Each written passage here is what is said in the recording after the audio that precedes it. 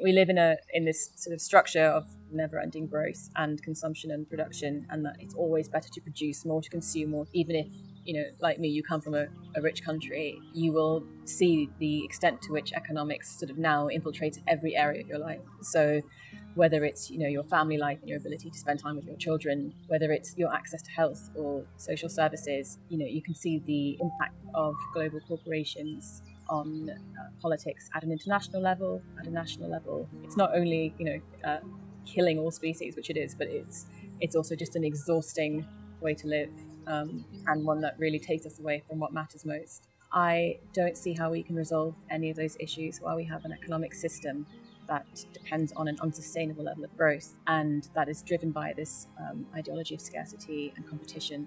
I'm doing a PhD on economic thought and mysticism, so I'm looking at how mysticism can contribute to alternative ways of imagining our economy and the way we live economically. My name is Alicia Mendonça Richards. I'm from Welland Garden City Quaker Meeting, which is in Hertfordshire, just outside London in the UK. So whenever there are these attempts to try and think about alternative ways to live, or to sort of create an economic system that is less destructive and more just, there's very often this response that that's impossible, that any changes that would make our way of life more sustainable and more caring and more equal would cause the international economic order to collapse. And that's just not true. We feel it in our hearts, we feel it in our bones. We feel the sadness of the way that we are living and the destruction that we are causing, and we know that this can't be the best way to live. We can look at the earth around us, and we can look at how nature sustains itself, and we can see that a system of never-ending growth on a limited planet, a system that doesn't allow for reciprocity and a sustainable way of life, just can't be the best way to live. But we can also see it because human beings have for millennia lived in different types of social structures, and they haven't always organized in a capitalist system. And we are here since the beginning of the 20th century.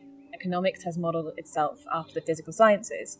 The classical economists, that when we think of people like Adam Smith and Marx and Ricardo, these are people who were asking very theoretical and philosophical questions about what does it mean to live a good life, and how does the distribution of resources contribute to that.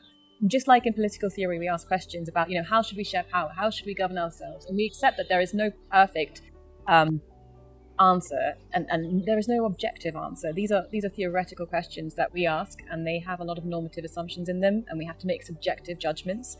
It's the same in economics. What happened at the turn of the 20th century was because Newtonian physics had become so successful in allowing us to industrialize and innovate, and was seen as such an authoritative discipline. What economists wanted to do was to model themselves after the most credible discipline of their time. They deliberately moved away from the social sciences, from political philosophy, and decided they wanted to become more mathematical, more scientific. The problem with trying to put economic questions into these sort of classical physics models is that human beings are very complex and relational people who live in a contextual environment. We're not predictable. We don't always do the same thing. And so in order for economists to sort of model economics after a science, a physical science, they had to really simplify a lot of the very sort of complex theoretical discussions they were having about how human beings organize and share resources. The consumer that they use in these models is a hyper-rational and self-interested person who's always going to make every decision for economic gain. Economics has never been able to use scientific models to predict things as successfully as science has. So that's why we keep having financial crashes. We can't really resolve unemployment. There's always corruption. There is high levels of inequality. And obviously we are also taking ourselves into extinction. I think what's so tragic about this is the fact that not only are we using these models that don't work, the problem is that we're now remaking society to make the models work. If we live in a system that only supports a certain way of life, of course that's the only way of life that has been able to flourish in that system. But that doesn't mean that's the only system that could ever work. As humans, we've always relied on forms of knowledge that are not only rational and empirical. One of those forms of knowledge is spiritual knowledge, and I would say mystical knowledge, the knowledge of what we know to be true. In the Christian tradition, sort of is really linked with contemplation, sort of really trying to enter into a personal relationship with God or with the spirit or with the light. When we sort of tap into that guidance, when we listen to that still small voice within us, we know what we need to do. We know what is true, we know what is good, we know what is wrong, and we can really use that to inform our decisions. What it means is that we can trust that when we take the right action, things will unfold from there. So we are able to be courageous and imagine new ways of life without necessarily being able to explain exactly how things are going to pan out. So when we make economic arguments, and people say, well, no one's done that, so you can't prove it's going to work.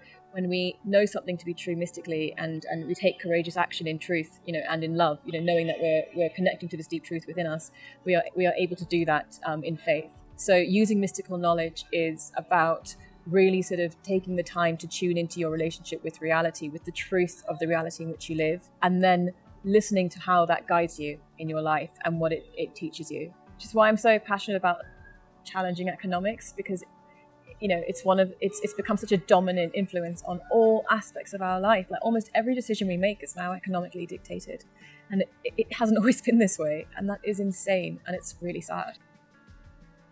Thank you for watching this episode of QuakerSpeak. If you like this episode, please leave a comment and a thumbs up so we can reach even more friends. For more videos, click this playlist here. To subscribe to QuakerSpeak, click this here. And to support us, click here. Thank you so much for watching. Happy Thursday.